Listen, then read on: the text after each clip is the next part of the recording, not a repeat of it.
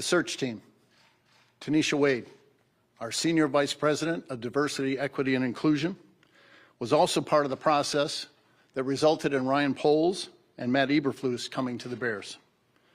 Once again, she demonstrated her value in the interviews and in the post-interview assessments. Liz Geist, our Vice President of Human Resources, brought a fresh perspective and instincts which were invaluable to our process. Thank you to Ted Phillips, who throughout the search repeatedly demonstrated the qualities that led Ed and Virginia McCaskey to put their faith in him 24 years ago. Our family is indebted to Ted for all he has done for us and for the Bears.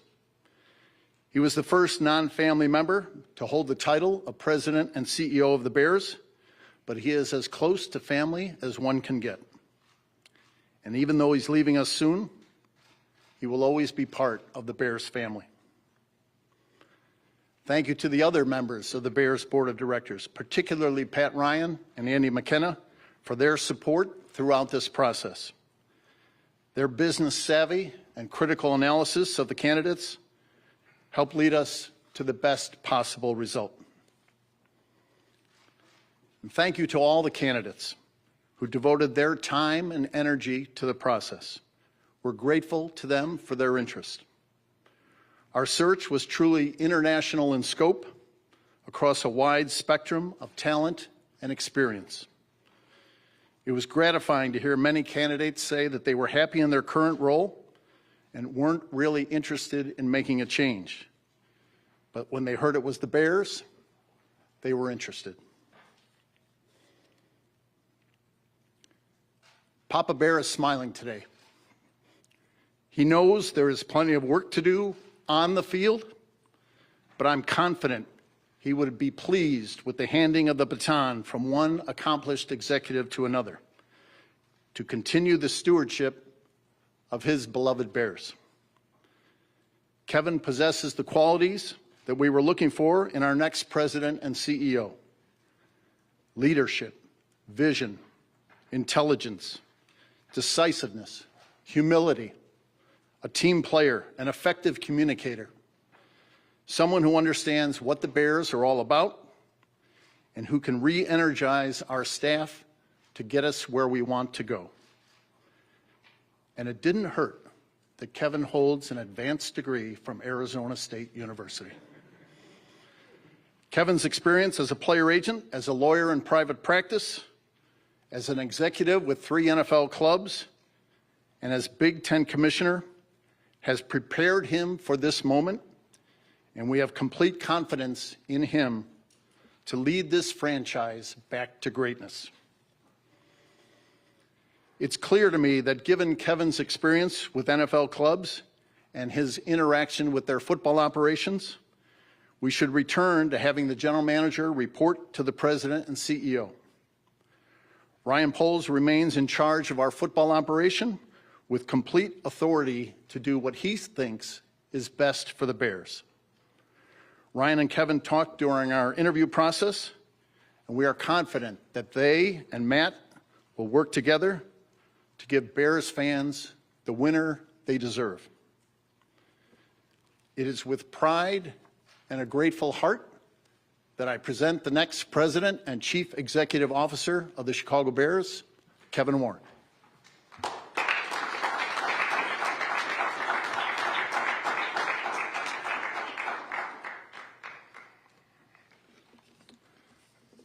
George, thank you for those kind words.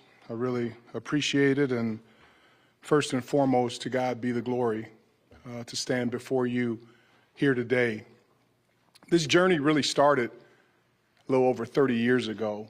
And I think the gentleman who helped me start this journey is here, and Chris Zorich. He asked me to represent him as his agent in 1992. And the good thing about that day and that time, I had just started my sports agency. Chris was my first client, and for the first year was my only client.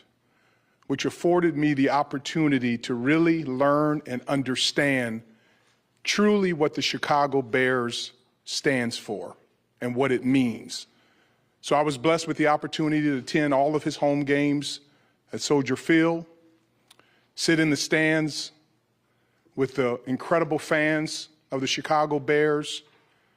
And Chris, I want to thank you. It's amazing how the good Lord works. I never would have thought 30 years ago that when you and I would go to those games and I would wait for you outside the locker room and had the chance to negotiate your contract with Ted, that I'd be standing here today. And I just want to thank you for having faith in a 27-year-old person to represent you, and I will forever be grateful. So Chris George, thank you very much. Today's special.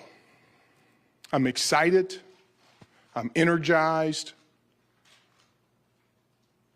And I'm honored to stand before you today. And I want to thank so many people. First, I do want to thank George Halas. Thank God that he was able to get the Decatur Staleys and bring them here to Chicago and had the vision to be a player and a coach and an executive and an owner. I want to thank the Halas family. I want to thank the McCaskey family. George, the relationship that we've developed that we had in the league is very special to me, and it's an honor that Mrs. Virginia McCaskey is still living and here and vibrant. I want to thank Ted Phillips. Ted was one of those individuals during our journey, during the interview process, but even going back 30 years that you looked to and said that they did it the right way. Many people have asked me, why the Bears? Why this time? It's because of the challenge, the opportunity. I trust Ryan. I trust Coach Matt that we're going to do things the right way. We're not going to take shortcuts. We're going to build an incredible franchise. I came here to win championships, to win the NFC North, to win the NFC, to win the Super Bowl, to help shepherd and lead a stadium development project, to embrace our alumni, to embrace our history and tradition, and to embrace the absolutely incredible Chicago Bear fans. That's why I'm here. We will continue to do it the right way. We will work hard. We will have fun. We will be diligent. We will be detailed. We will be methodical.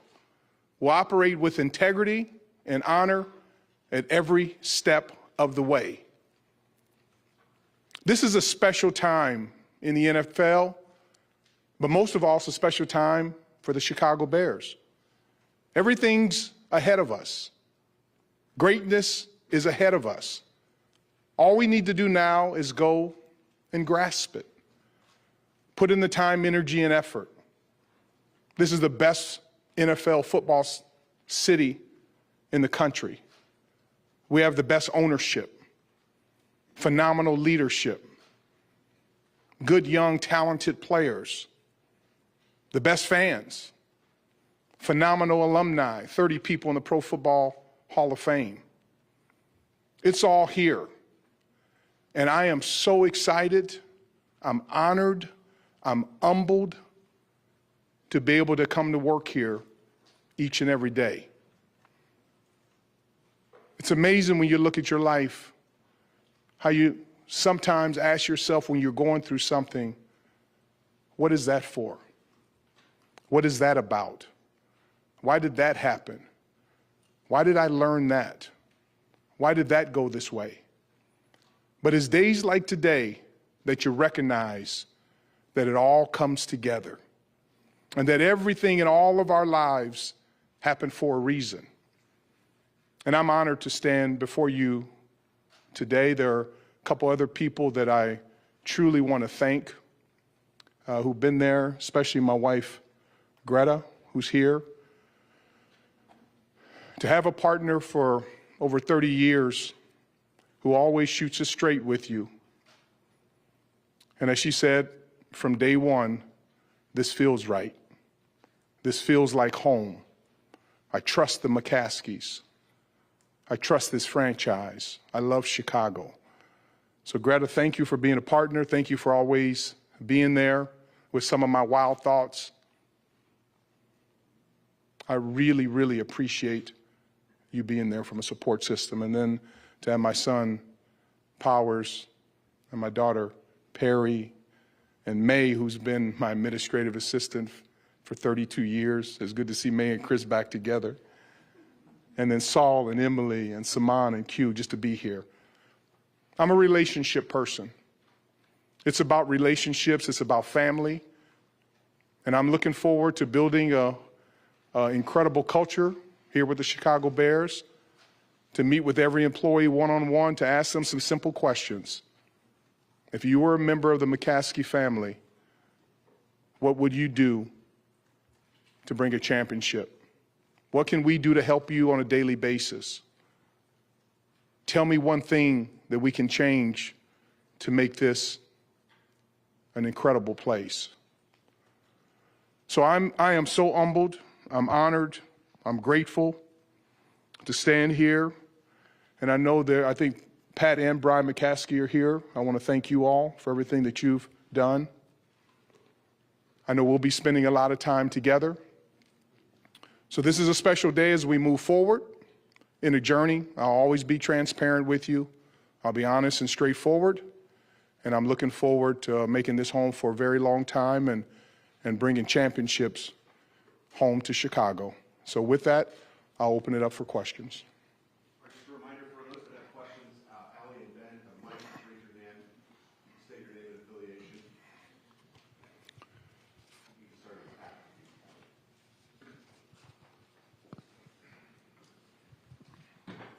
Hi, Kevin. Patrick Finley with the Chicago Sun-Times. How are you doing, Pat? I'm good. How about you? Your experience in getting a stadium built, what did you learn from your time in Minnesota that you think will help the Bears get something done in Arlington Heights? And what's your understanding of the timeline with the purchase there? A couple things I learned. I remember when we finished the stadium, I have all these boxes of binders, and many people said, you can get rid of those, you'll never use those again. I'm glad I saved them. But I think the biggest thing I learned was the fact that you need to plan before you start digging. And I think what made and makes US Bank Stadium so special, we spent almost a year in planning. And planning is critical, and that's what I appreciate about the McCaskies is they support the planning process. And so I think that would be really critical from that standpoint. I know we're focused on Arlington Park and that stadium development project. I look forward to leaning in to the stadium development project, but I think the biggest thing we can do is to make sure that we're methodical, we're detailed, and we take the time to plan it properly. Andy Seligman, AP. Kevin, just a couple quick questions. When exactly is your start date? And when it comes to the Arlington Park site, just how much have you been able to dig into the details in terms of where things are right now and what needs to be done? Yeah, thank you for that question. I feel like I already started. The day I accepted the job, I started. We've talked about formally starting in April, but I can tell you that in my mind, I've started. And over these next couple months, I will be spending a lot of time with Ted from a transition standpoint. There's a lot to get up to speed on. I'm starting at ground zero, square one.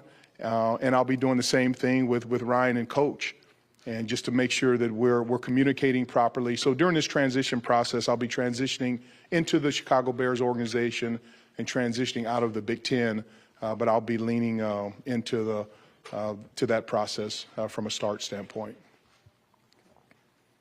Dan Weeder. Kevin, Dan Weeder from the Chicago Tribune. Hey, Dan, good to see you. Given where you were, what was most attractive to you about this job when it came on your radar? And also, what can you bring in the short term to energize this organization? I think the thing that was most attractive, Dan, was the fact of the challenge. I'm a big believer in challenges. And I wouldn't want it if it were easy. If all the elements were in place, it wouldn't have been as attractive. But the main thing is the challenge. And I believe in every organization, there are certain inflection points. And I think the Chicago Bears are at that point from a positive standpoint.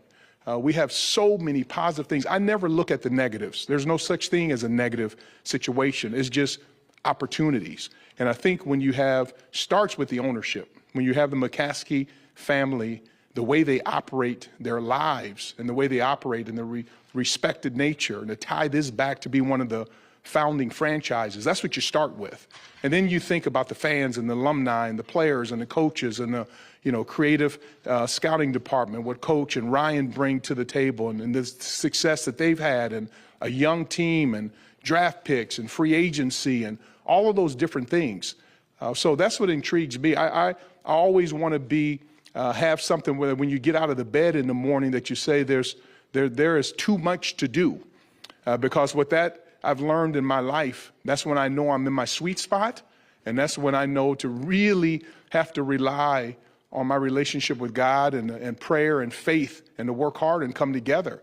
And so if things had been in place here totally, I wouldn't have been as attractive. But when you put ownership that has their integrity and the foundation that they've set with all the other elements in place, there's no greater opportunity in the world right now in sports. And so to have that here in Chicago with this incredible fan base and this history and tradition, it is truly rare and unique. Herb Howard with the Biggs Media. Mr. Warren, congratulations, first of all. With some general understanding of what your job description is, I have some general understanding of that, but what do you view as your main objective as the new president and chief executive officer of the Chicago Bears? Yeah, thank you for that question. I think there's multiple objectives here, and that is to continually build on the culture that has been created here with Hallis family, the McCaskey family, Ted Phillips, Matt and Ryan, all the history and tradition, just to make sure to build on that legacy. So I just think culturally and organizationally, to bring a heightened degree of energy, of focus, to create an environment where people know that they can be themselves from a family standpoint, but thrive. Make it okay to talk about winning a championship. So many times people in organizations don't want to talk about winning a championship.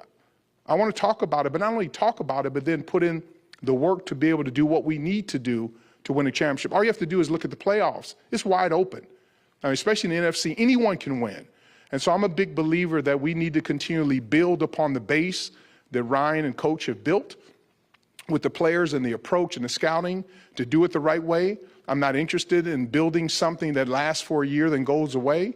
I want to have sustainability from a long-term standpoint, and then from a business operational standpoint, just to look for efficiencies, continually create ideas and ways, be innovative, have vision, and be fearless. I think that's the greatest thing that we have an opportunity to be able to build upon, and then embrace the Chicagoland community, embrace our alumni, give the fans something to cheer about, and then also come up with a very, very creative solution to our stadium situation and create an atmosphere that becomes a 365-day-a-year environment. So there's a lot to do.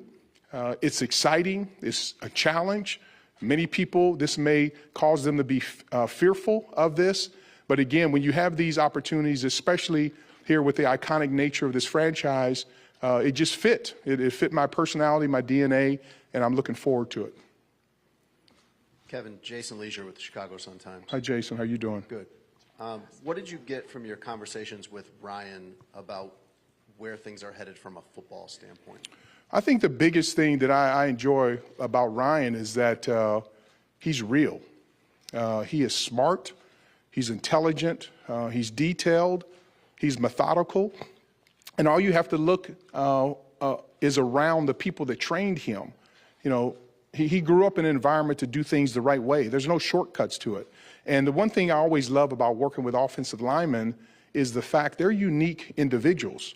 They don't get a lot of credit on a football field standpoint, but they're so critically important to the overall operation and success. And so he has that mindset, that DNA. With that, he's someone we trust each other. And he knows anything that I tell him or share with him or ask of him, it's only to benefit this organization. And so when you get people like Ryan and like Coach and like George and Ted and other people in this organization who have a common goal, not about us, it's not about any of us. It's about getting things the right way, bringing the best players in here who fit this culture, and to talk about championships, but not only desire for the trophy, but really embrace the training. But I just enjoy him because he's a very detailed individual. And so I can tell already we're going to work really well together. And you get a partnership. I love those relationships that is 1 + 1 = 80. And that's what I already have, with him. I have that with Coach. I have that with George. I've had that with Ted. And that's when you really can make the magic. Courtney Cronin, ESPN. Hi, Kevin. Courtney. How are Good to see you. You too. You've talked about kind of the football operations aspect of this. What will your responsibility be in like a day-to-day football operations, whether it's, the draft, free agency? Will it be, will you have authority with roster decisions? I know that Ryan will be reporting to you, but what will you be doing from a football operations standpoint? Courtney, that's a great question. One of the things I've learned is when you build a championship culture, the questions and the ideal and the thought process of who has the final say and all that really becomes irrelevant, because at the end of the day, when we come out of whatever room we're in, we have the common goal. And the common goal is to bring championships here. And so I think my goal, I know every day, whether it's football, whether it's business, whether it's stadium, whether it's league matters, whether it's dealing with ownership, is to make sure that we're prepared, we're organized, we're detailed, we're methodical, and I'm there as a resource. And as I say, honestly, I always look up, because I'm a very boring person. This is all that I do. I don't have any hobbies. My wife's been telling me for years, you need to get hobbies. She finally stopped telling me that a couple years ago. She recognizes it's my family and it's my work. And this is not even work to me anymore. This is a unique situation. And so because of that, I'm able to come with no ego to be able to say, who do I know? Who do I know about someone? What can I bring to help the football operations to bring us a championship? Coach Dick Vermeil said something to me during our quest in St. Louis for a Super Bowl. Our first year, we were 5-11. Second year, we were 4-12. Last year, 16-3, our Super Bowl year. Two things he said. He said a lot of things, but really resonate with me. The second year, he said to me, he said, once people in the building realize that not if, but when we win the Super Bowl, that all of our rings are going to look the same, that they'll put their egos to the side. And it was interesting, at the ring ceremony, it was right. My Super Bowl ring looked just like Kurt Warner's. It looks just like Marshall Faulk's, Orlando Pace, and Torrey Holt, Isaac Bruce. It looked the same. And so that's one thing. The other thing that he said is you got to recognize that when you build a house, you build the basement first. So although you drive by a house and you don't see any progress upon land, that doesn't mean the building is not going on. And so I think with that and that common goal that Matt and Ryan and George and everyone in this organization will have, it will be a very healthy environment. We won't agree on everything, but we'll work together because we have a common goal of making sure that we bring championships to this franchise. Hey, Kevin. John Greenberg from The Athletic. How you Hey, doing? John, how you doing? Pretty good. You've talked about how you want to talk to staffers about what they, what you guys can do to make the team better. What kind of suggestions or what kind of ideas did you give to George and Ted and the group about this organization? Because you're talking about making the playoffs an annual thing. That hasn't happened here in a long time. So what were some of the kind of things you might have pinpointed? One of the things I always start off with, my family and dear friends will tell you this, next year in the NFL, there are going to be playoffs. It's not like, you skip a year and go, nobody's in the playoffs this year. And so I'm a big believer is that what can we be doing to build upon what we have to be in that position? Because some teams are going to be there. But I think the biggest thing we can do when talking with the staff is to create an environment where they're comfortable to really share how we can get better. And that's why I asked the question, if your family owned the team, tell me what we can do. Because I've learned in life that the power of one suggestion can really change the trajectory for an organization in a positive manner.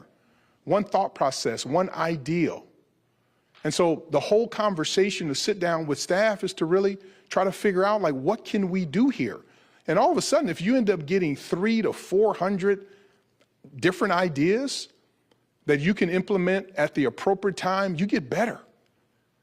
And so I'm all about information. I'm all about digesting information. I'm all about culture. I'm all about winning. I'm all about family support. If we have issues, let's take care of them in the building. And so that's the exciting part about building a culture, especially here, in the NFL. And I get so excited about watching these playoff games because they all come down to, most of these games are like 3 or 4 plays. And so when you start, thinking about what can we do to build this organization, and then to have an opportunity to have a positive impact in football, and a positive impact in business, and a positive impact on the stadium project, and a positive impact in the Chicagoland community, and a positive impact with the alumni, a positive impact with the fans, this just is a magnificent opportunity. And then when you put that on the foundation of the McCaskey family that goes all the way back to the beginning of the NFL.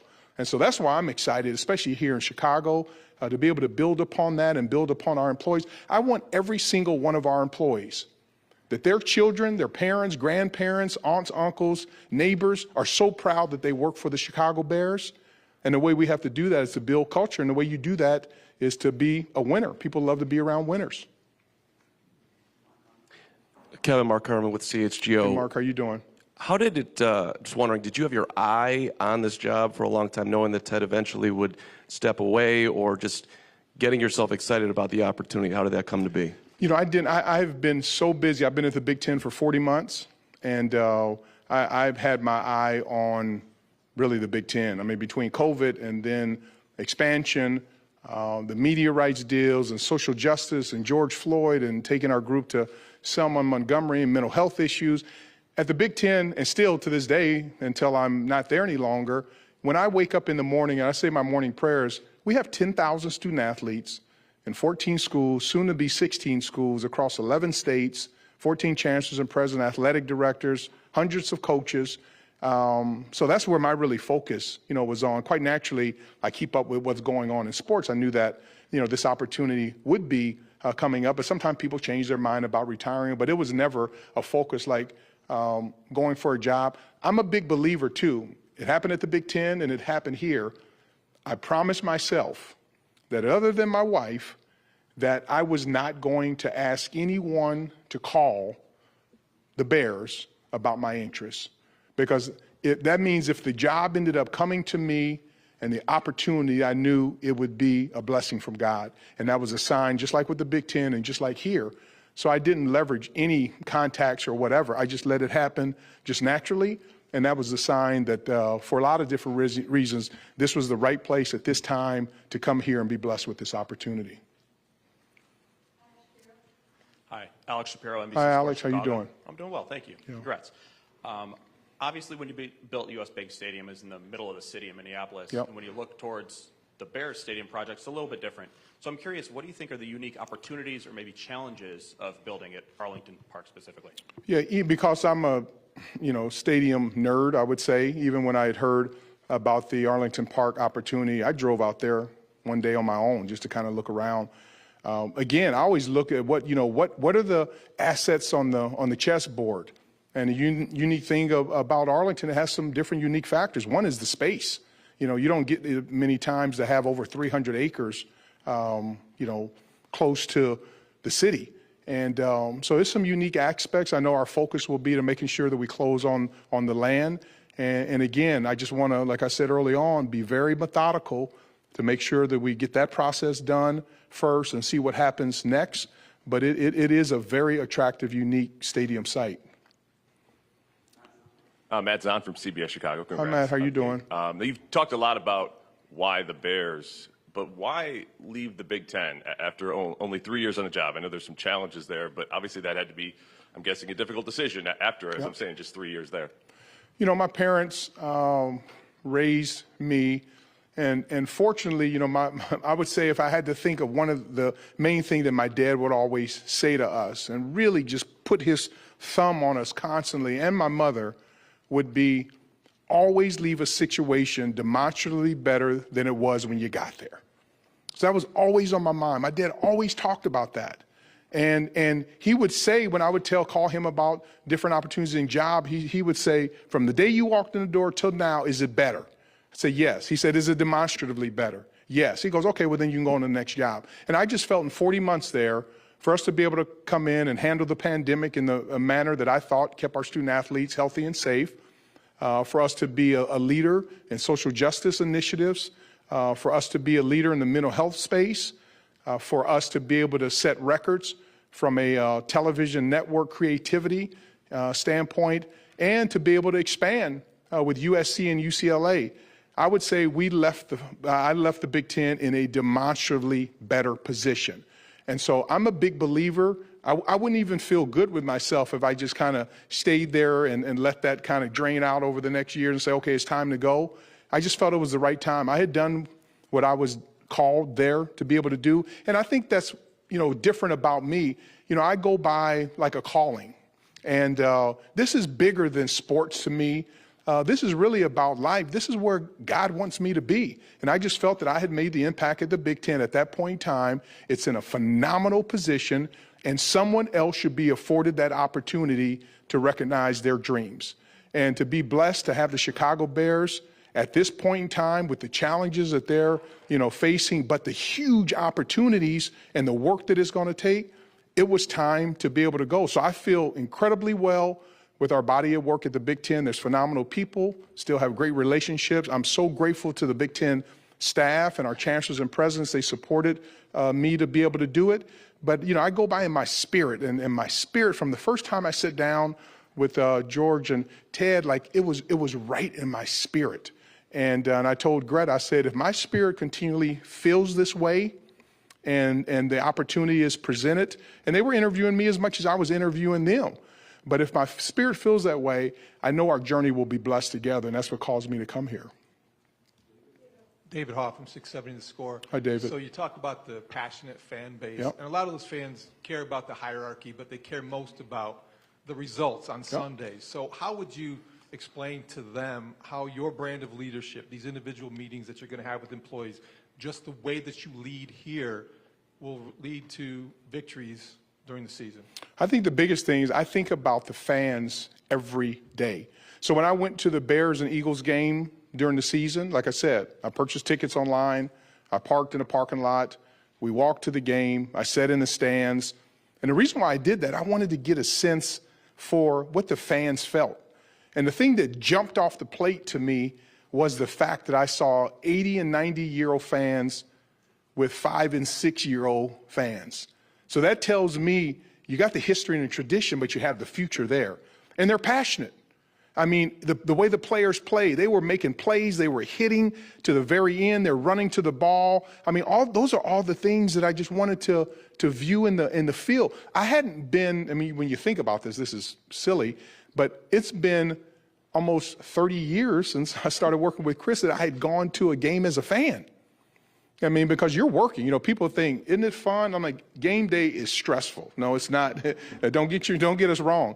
And I had never been to Soldier Field, this Soldier Field as a fan. The last time I had been in Soldier Field was with Chris's agent to be able to sit there. Every time we come here, we land, we come on the bus, we go in the tunnel, we go in the locker room, we go upstairs or on the field. You don't get a chance to feel it. And that's one of the things I was really impressed with, the energy that Coach and Ryan had brought to the table. Those players were playing. People were excited.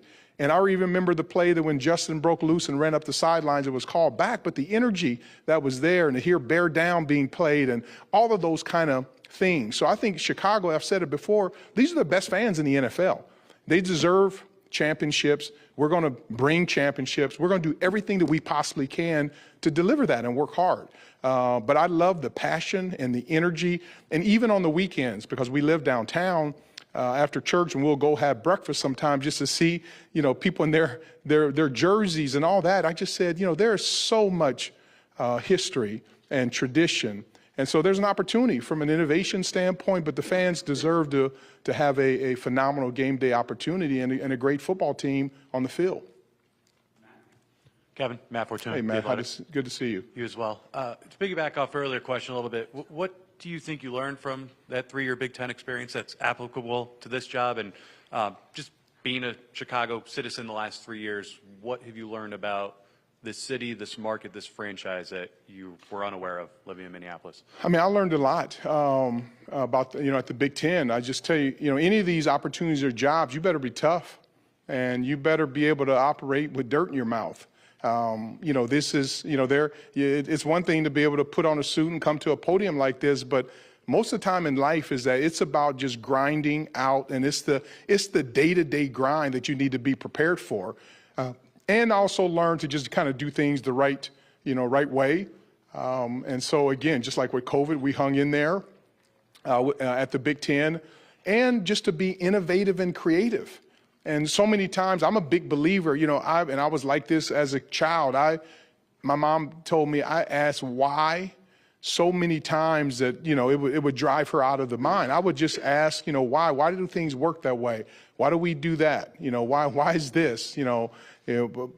Just anything. And so in the Big Ten, I asked the question from a media rights standpoint, like, why can't we have 3 different network partners? Why can't we own, Saturday? Why can't we do direct to consumer in a certain way? And, most of the times people say, well, that hadn't been done before. But to me, that's like, okay, that's a huge opportunity. So I think that's the thing to learn. And then I'll ask the same questions here, because the difference between, someone that may perceive to be not successful in pro sports or even college sports, and the different to really touching a trophy, sometimes is really marginal. And it is those things around the edges that you need to really, deal with. Because there's certain things just you can't change. I mean, the NFL puts a schedule out. You can't go and negotiate and say, well, we don't want those games. We want to do these games, or we like to play 4 games at home. No, there's certain things that are what they are. But any type of competitive advantage that we can find, that we can work together and do it the right way, is really important. And minor details are major, And if I always say all the time, you can put the smallest pebble in your shoe. It may not be bad if you're walking around the house, but go try to run a marathon. And so that's what we have to make sure, that we're very organized. Their details are methodical. I believe in no missteps. I tell the story all the time. I was blessed with a Super Bowl ring and a Super Bowl trophy because Mike Jones made a tackle at the 1-yard line. And so you think for us, we had a successful season at St. Louis, the greatest show on turf. We won all these games. We were only behind 4 minutes and 24 seconds the entire year, and it came down to 1 tackle at the 1-yard line with 5 Hall of Famers and a Hall of Fame coach. So that tells me you got to have your stuff together. We cannot not be on the same page. And if we got issues, we need to say them and get them out on the table to move forward. But I'm confident with our ownership group, with Ryan's leadership, Matt's leadership, our players, our staff, all the history and tradition, and our fans. If we come together as the Chicago Bear franchise and organization with the history of George Halas, we're going to build something special here. Kevin, Jason Leisure again with the Sun-Times. Hey, Jason. Hey. 2-part question for you about the stadium in Arlington Heights. Do you view that as the sole focus of the organization right now? Yes, that's the sole focus right now. As opposed to any of the options? 100%. And in a best-case scenario where everything goes great, as far as the construction and the closing and all of that, when is the earliest realistic time the stadium could open? I'll be able to answer that question to you in about 6 months when I'm able to sit down and really review things. It wouldn't be proper for me to say it. I got to really sit down and get the information downloaded. I'll be able to answer that. I'd be guessing right now. Hey, Kevin. Kevin Fishbane from The Athletic. I love your name. It's a great name. Yeah, great name. Welcome.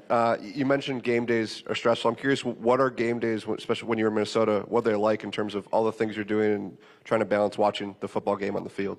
Yeah, so game days in Minnesota, we had the routine. My kids will laugh because they know what it is. I'm an early riser by nature. So I get up early. We get an early workout in the morning. We typically go to 7:30 church. I come back home, change my clothes, put on my game day uniform, my suit, and get to the stadium, early.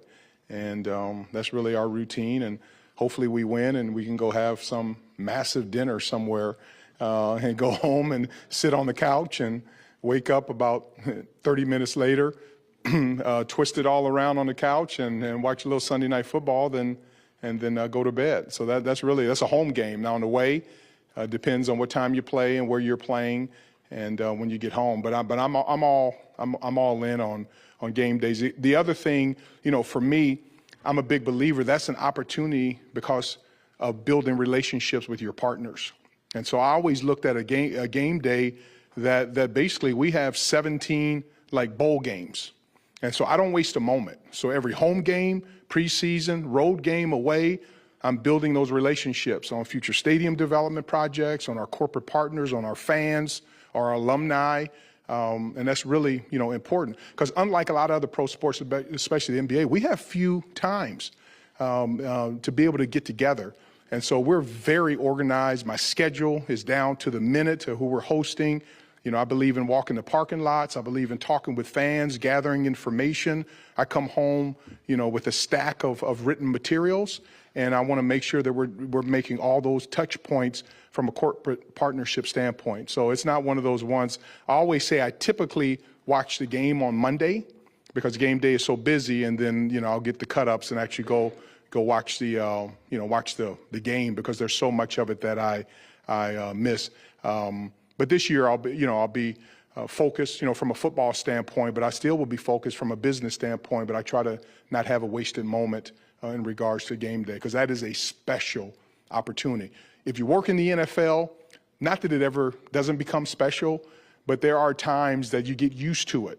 But for people who have not been to an NFL game, it's like going to Disneyland. And so I just want to make sure that we create memories and experiences for young kids, for kids who have not been blessed, young kids from challenging background, people who are struggling, with medical issues, our corporate partners, business partners, but then also making sure that we're doing all that we can to get a win on Thursday, Sunday, or Monday. So thank you for the question. Kevin, Dan Weeder again. Hey, Dan. You've mentioned this a couple times in a couple different ways. Your attention to detail is something that those who have worked with and around you talk about a lot. I'm curious, one, where you've developed that, and number two, what that means for what you expect of the people around you and under you. I think where it comes from, my parents were very detailed, but I think mine came from my car accident. When you spend a year flat on your back, I spent months in traction, and I thought the fun was going to end then. I remember when the doctor came in and said, "We got some good news. We're taking the pins out of your leg and you're out of traction." I was like, yes, until he told me, the bad news is we're going to put a body cast on you. And so when you literally lay flat on your back for a year and go to the bathroom in a bedpan and all those kind of different things at 11 years old, you start really focusing. When you get out, your rehab is important. And doctor said something to me. He said, there are going to be days that you're going to have major progress, and there are going to be days that you're going to make very little progress. But he said, never have a day where you don't make progress. And so because of that, I wasn't a talented, athlete. And but I was going to be the best condition. I ended up running distance. I trained with the wrestling team. And so I knew going into the game, I was going to be the best conditioned person. I was always going to shoot high free throw percentage. I could hit a 15, 18-foot open jump shot.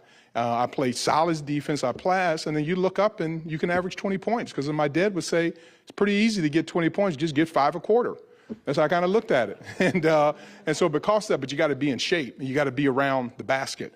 So I would just say I just developed that attitude. And then like working on the stadium, working with the Wilfs to buy the Minnesota Vikings, who, I owe them so much credit for my career, is that you need to be attention to detail. When you build a stadium, every single thing matters.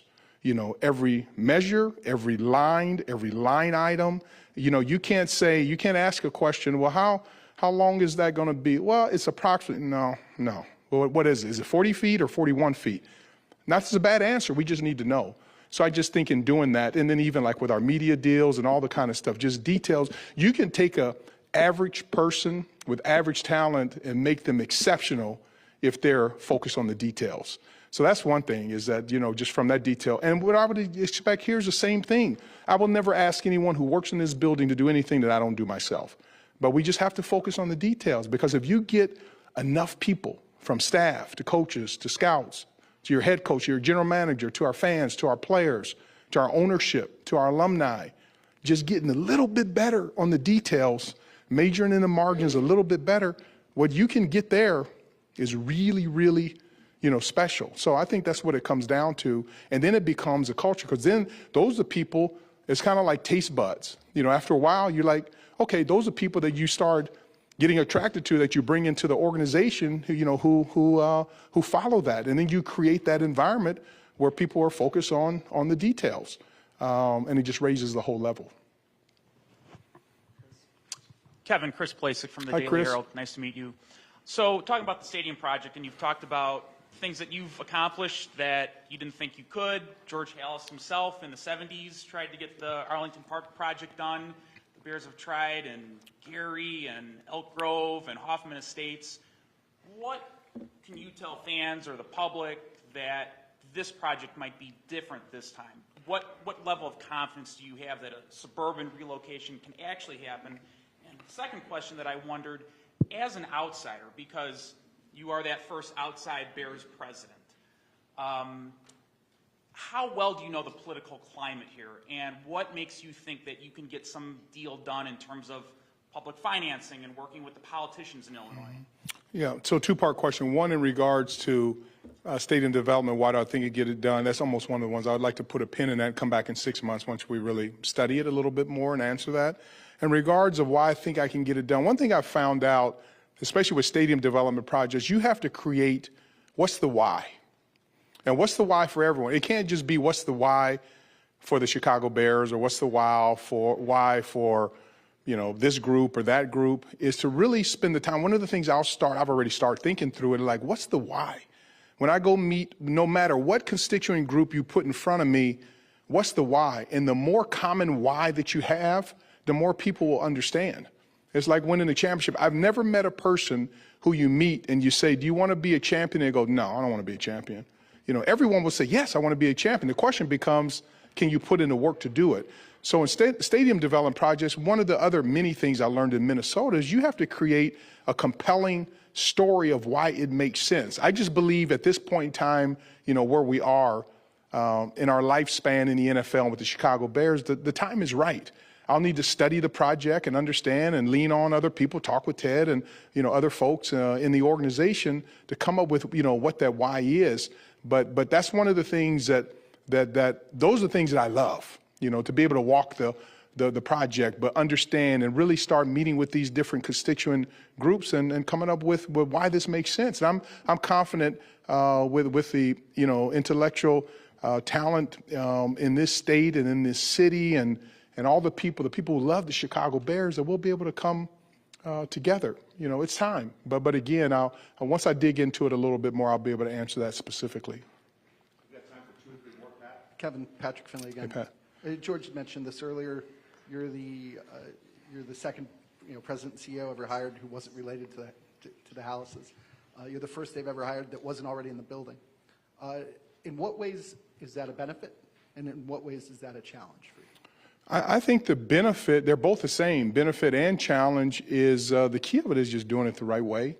You know what I mean? And I love that statute with George Halas out front, and something that I will ask myself every morning walking in this building, if he were with me, would he be proud? And then when I walk out at night, if he had been with me during the day, would he be proud? And if I can make sure that 365 days a year, that the answer is yes and yes, we'll be okay. Whether I'm in the family or not not in the family, because at the end of the day, you find out when you have common goals and wired the same way. I think after time, he would say that, you know what, you are part of the family, and because we have the same kind of family values. So I'm confident that I'll do what it takes to make him proud, to make the McCaskey family proud. I think about every day, I want to make Mrs. Virginia McCaskey proud, and all of our fans and our alumni and our players and staff. They don't work for me, I work for them. I'm here to serve. I'm at the bottom of the food chain, and I look at every single day. Today is my first day of my internship at the Chicago Bears football club. And I will do that every single day that I'm here. I never take myself seriously, a position, a title. If you have to tell somebody your position or title, something's wrong. And I want to be a servant leader and do everything I possibly can and treat everyone with the right proper decorum and respect, and make the Halas and McCaskey families proud. If I do that, then everyone else will be okay.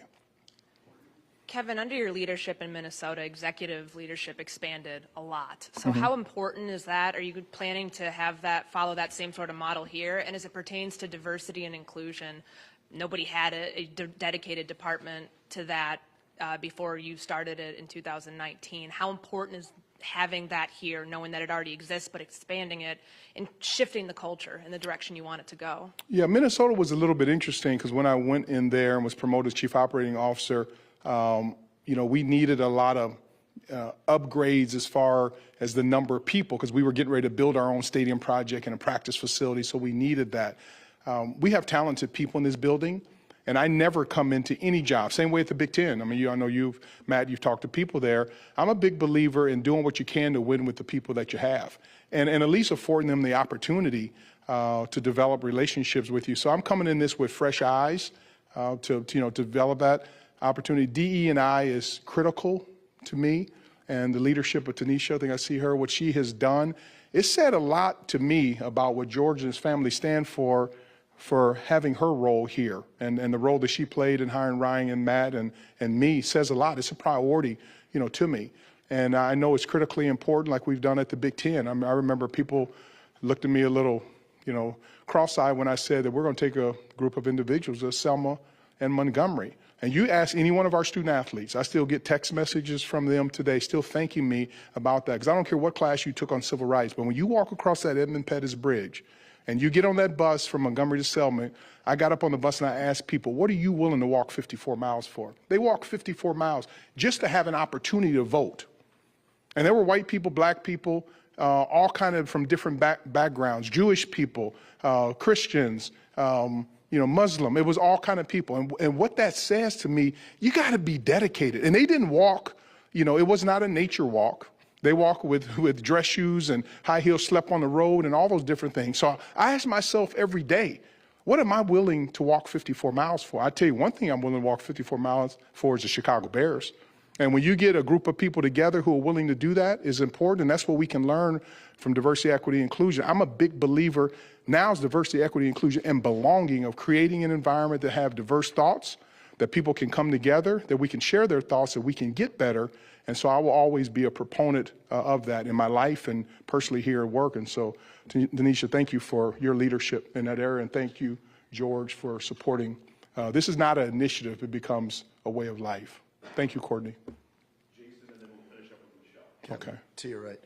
On that subject, what has it meant to you in your career to be a trailblazer, especially being the first black president of the Bears, being the first black president of or commissioner of a major college conference, especially coming up in sports administration where there was no one in the role that you hold today of color? I mean, I think the biggest thing is that it says that we need to give people opportunities. I didn't grow up, I didn't go to a boarding school, I didn't go to private schools or whatever. I went to public schools and, high school, and I just think it's an opportunity to really, grind it out. I mean, that's what it comes down to. But we have to give people an opportunity. We started a program at the Big Ten called the Taliaferro Fellows, named after George Taliaferro, who was the first black player in the Big Ten, drafted. And just to give people an opportunity and to grow and learn. So I'm very cognizant of it. It's not something for everyone because you're constantly on stage all the time. But I look at the opportunity that it has provided not only to people of color, but to non-people of color, just to be able to say it's not the race is not always won to the person whose starting block is closer to the finish line. And it's about how you run the race. And I think for me, what I've hoped that I've been able to impart in my career and life is just do your best. Leave a place better than it was when you went there, no matter what you're doing. So if you're a lifeguard, be the best lifeguard. And I'm a big believer, and Greta will probably laugh about this. We lived in a neighborhood, and she shook her head one day, said, oh boy, is that they start giving up the Yard of the Month Club. And she looked at me, she's like, I know what's going to happen here. And, our yard was okay. Once I saw that sign up, I got the mulch. I was bringing out experts and cutting the yard, cross-cutting it. What happened? We won Yard of the Month, you know what I mean, after about 3 months. And I was so proud of that. But that was just a lesson, one, being competitive, and but two, just lean into it. And that's just how I approach life. Whatever you're doing, be passionate about. If you're passionate and you have attention to detail and you have a heart of gratitude and you're thankful and you recognize that every day is a gift from God, you're going to do some special stuff together. So I think that's what I'm focusing on. Hi, Kevin. Michelle Steele from ESPN. Hi, Michelle. How you doing? Good. Thank you so much for the time today. Yeah, good to see you. Justin Fields was front and center with the Big Ten in the COVID season a couple of years ago. I'm curious about your relationship with him now and just your thoughts on what you've seen from him in the NFL. I'll say this. If I had been in the Big Ten at that time, I would have done the same thing. And what that told me about Justin is he's passionate. And now, my whole goal was trying to keep players safe. I appreciated him to be able to take that leadership role. So I was ecstatic. I called him on draft day. I was ecstatic when he got drafted by the Bears because that's what you need from a leadership standpoint. But I have a strong personal relationship, with him. He's talented. He's a leader. I loved his passion. I would have been the same way of being able to do it. Interestingly enough, I've only been to one game in Minnesota since I left. In 2019, I was in Minnesota for some meetings, and it was the weekend that the Bears were playing. And so I actually went to the game and went into the locker room to say hello to Justin and a lot of our Big Ten folks, Riley Reif and Trevor Siemian, and just to be able to go to say hello. But I have the greatest amount of respect for him, because I know he's going to do everything he possibly can with the talent that he has to be a leader, and he wants to win championships. So I take it as a compliment. Those are the people that I want, because if someone was not upset about playing, then I really would be concerned. Because I know if I was in the Big Ten and someone did what I did, I would have led a revolt to be able to play, because that's how passionate I was, to take advantage of it. So I think that's great. All right, thank you. Okay, thank you all. God bless you.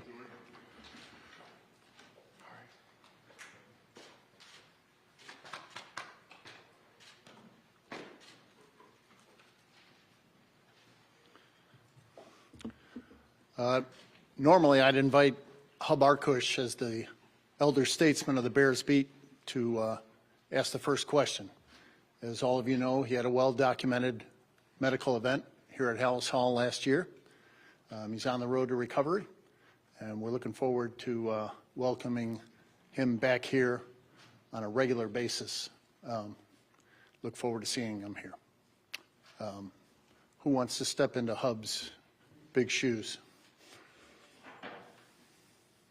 No questions? Okay. Adam. Hey, George. Hi, Adam. Obviously can't step into Hub's shoes, but can you give us an idea of why last year you switched the structure to have, when you hired Ryan to report to you, did Ted Phillips' impending retirement have anything to do with that at that time, and then why you decided to switch it back to how it was before now that Kevin's on board? Thank you, Adam. Ted had told me about his intention to retire, and we just thought with all that he was taking on with the stadium and so forth, and his impending retirement, that it was best to have the general manager report to me. When we assessed Kevin's strengths as an executive, it just made perfect sense to me to go back to the general manager reporting to the president and CEO. George, two-part question. We haven't really talked to you about the search process before today. Could you illuminate for us a little bit, one, how wide of a net and how many finalists you guys had, and then also just when Kevin got on your radar? Well, we talked to Nolan Partners throughout the search process, and Kevin was on Nolan Partners' list, and he was on our list, and it just worked out well that when we contacted him, he had an interest.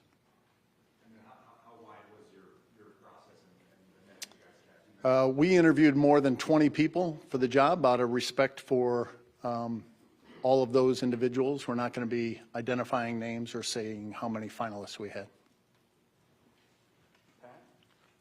George, I think last we asked you about the topic. You were still hoping to close escrow in the first quarter of this year in Arlington Heights. Is that still the plan? And secondarily, am I correct in saying that as long as you are in escrow, you guys can't publicly entertain or talk about any other options of where to play?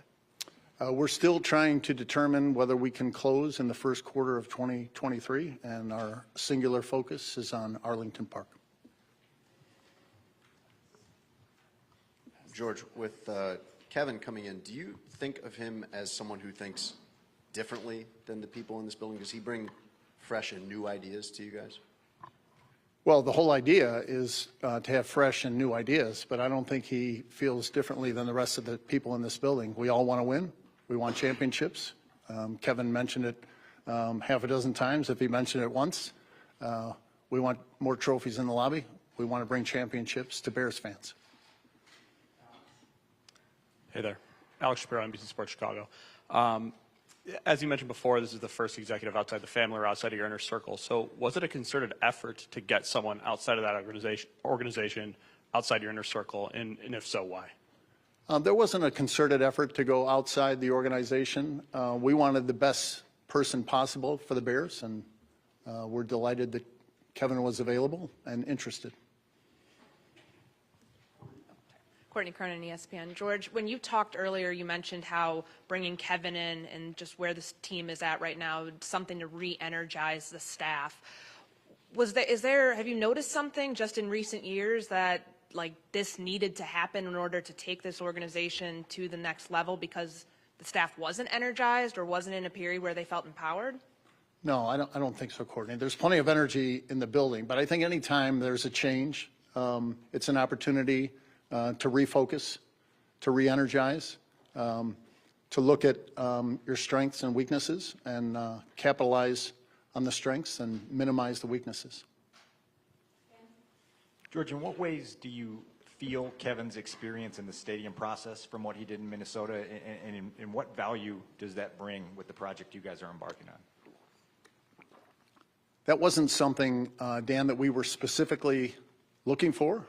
It was an asset that Kevin brought to the table, and we're looking forward to his analysis of the site and the development opportunity in general. George, Mark Harmon, CHGO, right here. If you were to underline what excited you most about Kevin, maybe in the interview process, something that stuck out like this is the guy, what would you say? Oh, it'd be hard to say just one thing. We talked about the qualities that Ted possesses that we were looking for. I mentioned them in my opening remarks. His energy, his experience, the trust level, what he did as Big Ten commissioner, what he did with 3 other NFL teams, his connection, as he mentioned, to the Bears from 30 years ago with Chris. George, Cheryl Racedout, WBEZ Radio. What does your mother think? What has she said about these changes, especially having a new president? She congratulated me, and I congratulated her. She said that she was relieved, and I told her that I'm relieved. We all feel good about this decision. We're very excited about the future. Matt Fortuna, The Athletic. George, here. Sorry, Matt. There have just been 6 commissioners in the history of the Big Ten. Were you surprised you're able to engage with and ultimately land a president of Kevin Warren's stature? I wouldn't say surprised because, like I said, he was on our list and he was on Nolan Partner's list, and just very gratified and encouraged that he was willing to talk to us. George, and I'm curious your evaluation of the performance on the field this year. When we talked to Ryan Poles last week, he said, he took no pride in getting the #1 overall pick because he wanted to win. How did you manage this season in terms of your expectations? And what do you think about that first round pick, or the first overall pick? Well, the record, of course, was disappointing, but the encouraging part was to see what Ryan and Matt have put in place, that the players are buying into it, that they're giving it everything they've got. We have a lot of opportunity to improve, and with Ryan and Matt and Kevin, we're expecting to do that. Hey, George. You talked about the foundation. What specifically struck you about what Matt and Ryan were able to kind of start here? What were some of the things that you really appreciated? Obviously the record wasn't there, but you like where the direction this thing's going. Just the way they go about things, the communication, the interaction, the expectation, looking for a particular player. Matt talks incessantly about the HITS principle and players that carry out that principle. Those are the kind of guys we're looking for. Hi, George. Hi, David. Because of his obvious qualifications, how much of this process did it feel like he was interviewing you as much as you were interviewing him? Well, he mentioned that, and I talked to head coaching and general manager candidates. When they're out there being interviewed, they should do the groundwork that is necessary to make sure that it's a good fit for them as well. And I think the beauty of this process was that it's a good fit for Kevin, and it's a good fit for the Bears.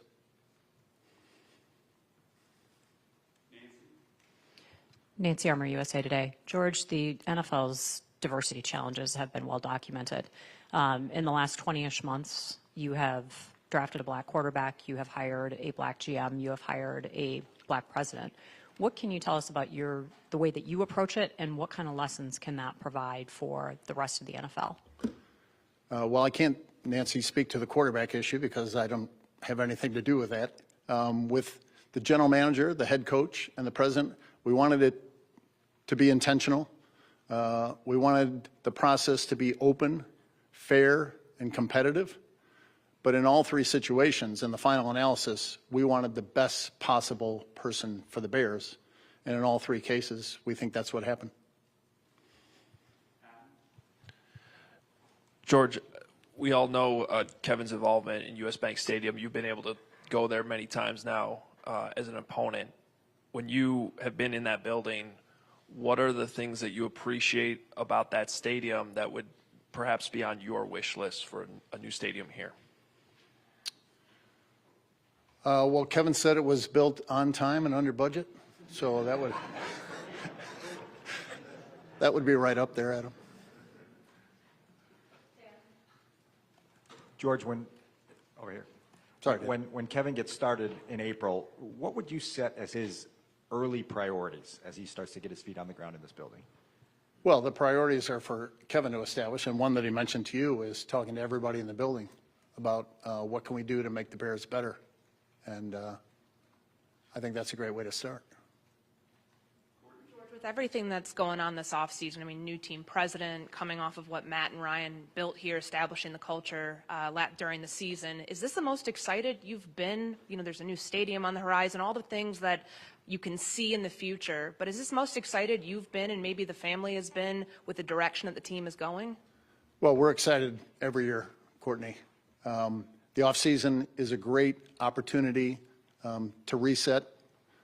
As Kevin said, the playoffs are going to be there. Everybody starts 0-0, and we're looking forward to everything that's coming: free agency, the draft, minicamp, scouting combine, all that comes with the offseason, right through the schedule release, and looking forward to getting after it. Hey, George. Hey, Mark.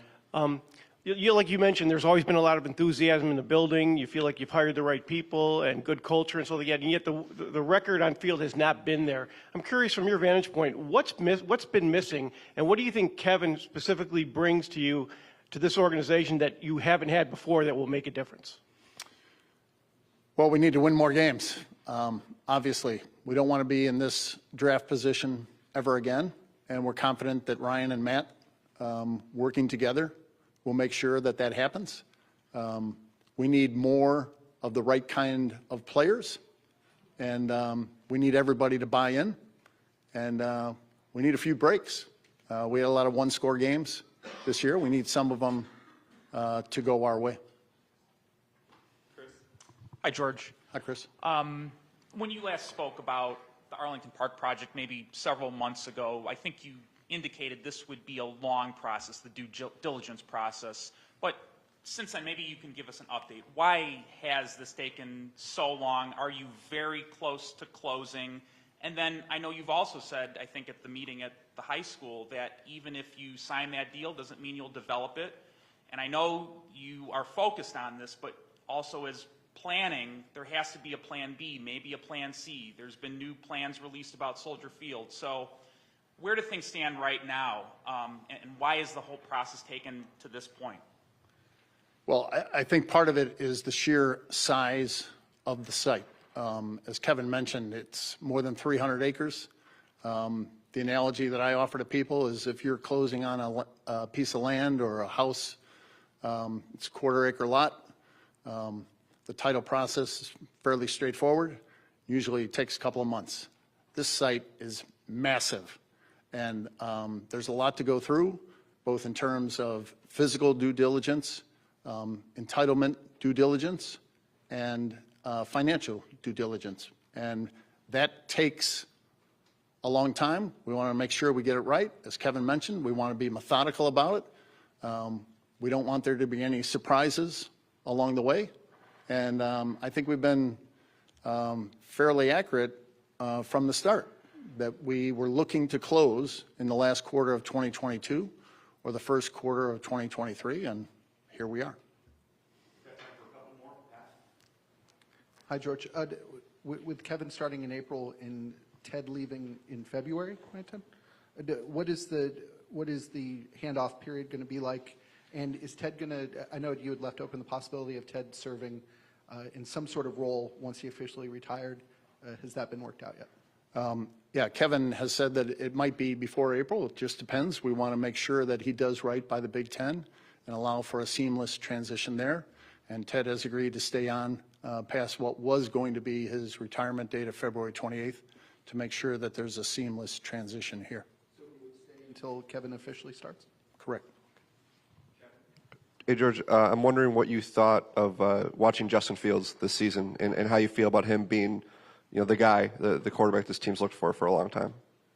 Well, I'm not a football evaluator, but what I saw that I liked is his leadership, his toughness,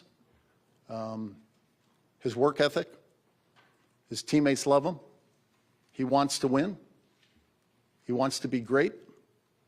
And he wants to bring championships to Chicago. So there's a lot to like there. George, what's your message to Bears fans who love watching the Bears in Chicago? We intend to be here for another 103 years.